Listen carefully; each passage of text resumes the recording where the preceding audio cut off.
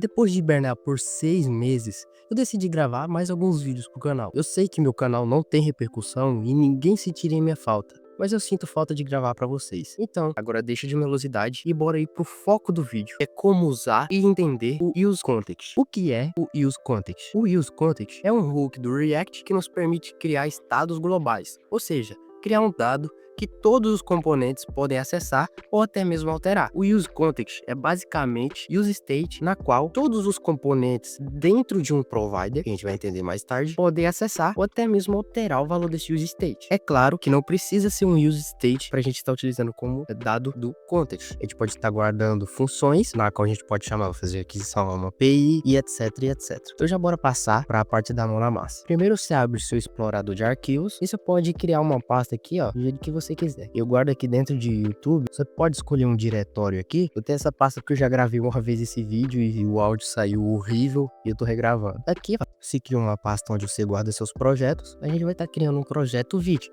E para isso a gente vai estar utilizando o comando npx create-git @latest. Lembrando que para fazer todo esse processo você precisa do Node instalado. E caso você não saiba o que é o Node e não tem ele instalado na sua máquina, tem vários cursos no YouTube ensinando como utilizar o Node.js, explicando o que é o Node.js e até mesmo tutoriais de como instalar o Node.js. Pronto, aqui ele apareceu para a gente escolher o nome do nosso projeto. Eu vou estar colocando vídeo use context. E aqui ele deixa de selecionar Vanilla, o Vue.js, React, o React, Svelte, Solid, Angular e outros. Tem vários aqui, mas o nosso foco é o React. Então a gente vai até a bolinha verde ficar do lado do React e aperta Enter. Eu vou estar utilizando TypeScript com Speed Web Compiler. Se você não usa TypeScript, você pode utilizar o JavaScript normal, mas eu gosto de TypeScript com o Speed Web Compiler, que é um compilador feito em Rust, se eu não me engano, que ele compila mais rápido a nossa aplicação. Ele dá aqui pra gente 3 comandinhos. Eu vou estar copiando o primeiro pra gente entrar na pasta do nosso projeto, e aqui a gente tem mais 2, que é o npm install e o npm run dev. E a gente vai estar rodando cada um. Pronto, ele já instalou todas as dependências pra gente na nossa pasta do nosso projeto. Então a gente pode rodar o npm run dev, apertar Ctrl clique em cima desse link, que ele vai levar a gente para essa página aqui, que é a página padrão do Vite, quando a gente cria um projeto React. Então tá acontecendo tudo certo. E agora então a gente pode matar o processamento dando Ctrl C, e a gente pode até sair do nosso terminal aqui. A gente pode perceber aqui no nosso explorador de arquivos que tem a nossa pasta com o nome do nosso projeto. A gente pode abrir essa pasta, apertar com o botão direito, mais opções, ou abrir com code, ou você abre com a sua IDE. Caso essa opção aqui não está aparecendo, você abre sua IDE normalmente e abre essa pasta como seu projeto. Então pronto, a minha IDE já conseguiu processar todo o meu projeto para ela me dar um autocomplete, um IntelliSense muito melhor. Aqui a gente pode estar abrindo o terminal integrado e a gente vai estar rodando aquele comando npm run dev novamente. Com isso a gente pode abrir de novo esse link aqui, já tenho aberto aqui, e pronto, a gente tem aquela mesma página. O que eu vou estar fazendo aqui? Eu vou estar removendo algumas coisas aqui do nosso app.tsx. Eu vou estar removendo, na verdade, todo esse JSX aqui, ó, e a gente pode perceber, igual eu tinha mostrado naquela hora, que isso aqui funcionava como contador. Deixa eu dar um Ctrl Z aqui, salvar. Isso aqui funciona como contador. A gente percebe aqui, a gente só tem um componente chamado app, mas a gente pode componentizar melhor essa página aqui. Mas caso a gente venha aqui e crie um componente para exibir o nosso contador, né, mostrando aqui o nosso contador, o que vai acontecer?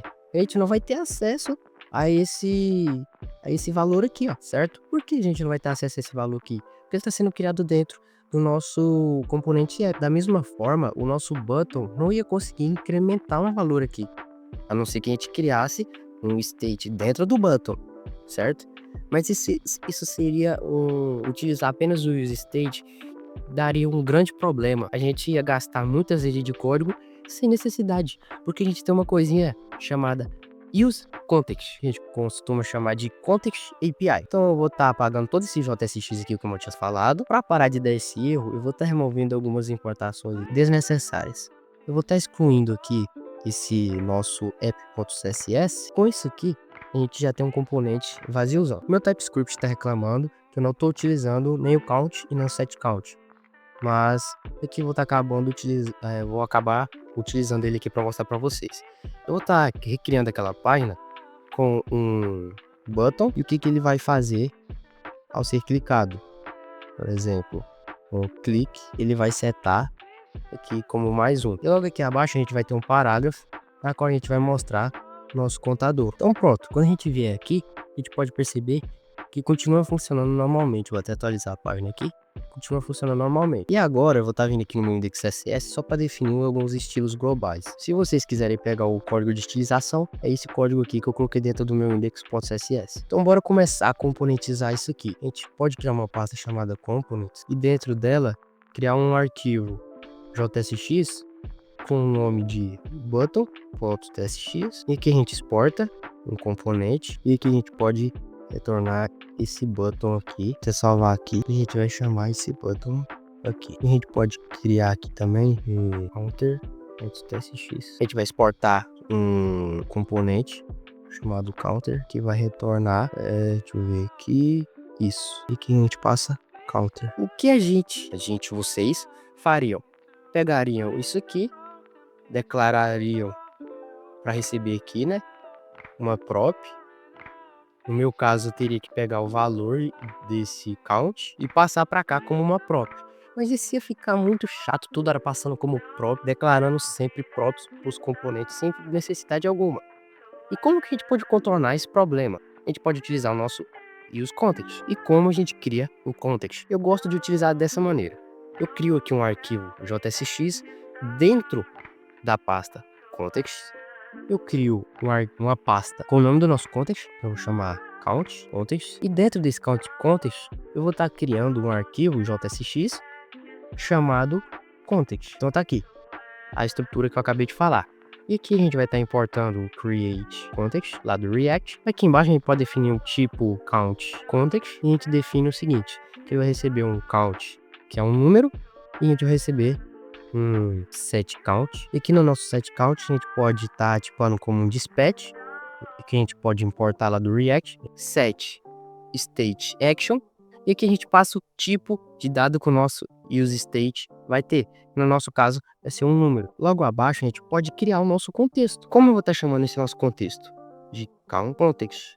Vai estar recebendo create context, e aqui eu passo o tipo do nosso context, que vai ser count context. E aqui eu passo um objeto e passo o count como 0 e passo o nosso set. E não preciso passar o meu set count. Para a gente não estar confundindo a nossa constante count context com o nosso tipo, aqui no final eu vou estar colocando a nomenclatura type, né? Count context. Tudo que a gente tinha que configurar nesse arquivo, a gente já configurou. Agora a gente vai estar criando um outro arquivo que vai estar chamando provider e vai ser um arquivo JSX ou TSX. Aqui dentro eu vou estar exportando um componente normal. Aí a gente usa a seguinte nomenclatura: o nome do context, que no caso é count context, e no final a gente coloca provider e vai estar recebendo uma prop chamada children, e essa propriedade children ela vai ser do tipo React Node, igual eu coloquei aqui, e a gente vai estar importando esse React Node lá da lib React. Aqui a gente vai estar retornando o JSX. E qual vai ser esse JSX? A gente vai estar vindo aqui em cima e a gente vai estar importando aquela constante que a gente criou aqui, que no caso é o count context, certo? Vou estar importando o count context, e aqui a gente vai estar chamando o count context. Depois que chamar o count context, a gente vai estar acessando uma chave, uma propriedade que chama provider, com P maiúsculo, de dentro dele. Esse provider é um JSX, e aqui dentro a gente vai passar a nossa própria childer, que vai ser o que vai ficar por dentro do nosso provider. Ele está reclamando aqui que a gente não passou o value. E o que vai ser esse value? Esse value vai ser isso aqui, ó, o nosso use state. A gente vai ter que criar um use state e passar para lá. Então eu vou estar importando aqui junto com o React Node o use state. E aqui a gente só cola aquele use state nosso lá. E aqui a gente passa como number, o tipo desse use state para ficar tipado. E aqui a gente passa o nosso value. E aqui a gente vai ter que passar nosso count no nosso set count. Pronto, criamos o nosso context. A gente pode utilizar aqui, ó, cadê os nossos componentes? Criar aqui uma constante chamada count context, vai estar recebendo use context, e aqui dentro a gente passa o nosso count context, certo? E aqui no nosso counter a gente pode estar, né, fazendo a mesma coisa. Vou colocar aqui, ó, count context, que vai receber use context, count context. E a gente vai ter que importar aqui nosso context. Então vamos importar aqui. A gente pode até desestruturar aqui e pegar os dados. A gente tem que importar também o use context, né? Ele dá um IntelliSense pra gente que eu tava esquecendo, por isso que eu não tava dando IntelliSense. E que a gente pode desestruturar o dado puxando só o count. E aqui a gente a gente vai precisar apenas do set count. Mas na hora que a gente salvar aqui, é que ele tá reclamando que o set count pode não existir. Então eu vou estar fazendo o seguinte: se o set count não existir, a gente retorna nulo. Ou seja, a gente não vai retornar nada, não vai aparecer esse botão, né? A gente não vai retornar JSX. Por quê? Porque ainda se o nosso set count ainda não foi criado, então nossa aplicação ainda não foi renderizada. Mas o TypeScript não entende isso, então a gente coloca esse if aqui. A gente percebe que o nosso botão não está aparecendo, mas aqui, ó, tá normal. O contador tá iniciado como 0, igual a gente definiu aqui no nosso context, certo? Aqui no nosso provider, começar com valor 0. E aqui também a gente definiu para começar com valor 0. Isso aqui tá sendo mostrado, né? Tá dando certo. Mas por que o nosso botão não apareceu? Porque a gente não vê aqui, ó, o nosso componente de maior escopo, que no nosso caso é o main.tsx, é porque a gente criou esse arquivo chamado provider.tsx e a gente não utilizou esse provider. Tá vendo esse child aqui? Isso aqui vai ser um JSX filho desse aqui. Ou seja, a gente vai ter acesso a esses dois dados só em JSX, só em componentes que são filhos desse aqui, que são children desse aqui.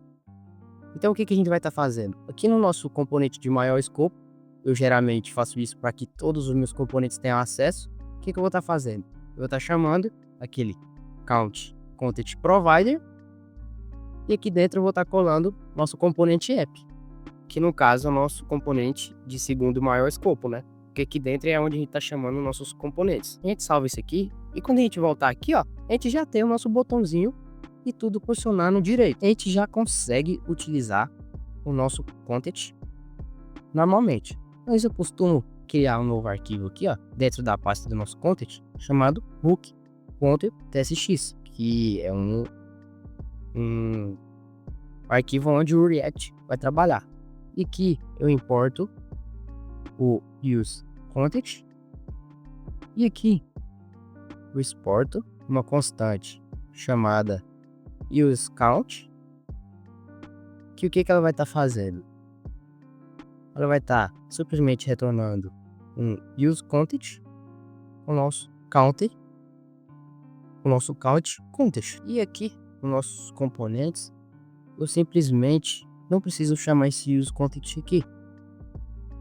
Basta eu chamar aqui, ó, o use count. E eu não preciso importar o count context mais. A gente vou estar utilizando isso aqui apenas nesse componente, beleza? Apenas no componente de botão. E mesmo assim, o sistema vai continuar funcionando normalmente. Vou atualizar a página e está funcionando normalmente. Até porque não muda nada. Eu simplesmente só estou agilizando o nosso processo de utilizar. Então eu posso aqui chamar o use count de novo. Beleza, ele já importou aqui pra gente. Na hora que eu salvar, ele vai parar de dar o erro. Parou de dar o erro, vou atualizar a página. E pronto, a gente já tem o nosso sisteminha funcionando aqui. Então é assim que um context funciona. A gente pode guardar tanto como estados, para a gente definir eles como globais, quanto funções para fazer chamada em APIs. Pode estar guardando um valor estático e não um state, né? Que é um valor que quando for mudado sempre vai re-renderizar, né? A gente pode guardar um valor estático, a gente pode guardar qualquer tipo de valor que o JavaScript entenda. Então esse foi o vídeo, espero que vocês tenham gostado. Se teve qualquer bug no áudio, eu peço desculpa, porque eu estou utilizando o Adobe Podcast para dar um speak enhance na minha voz, para minha voz sair com qualidade para vocês. Então deixa seu like, se inscreva no canal e até o próximo vídeo.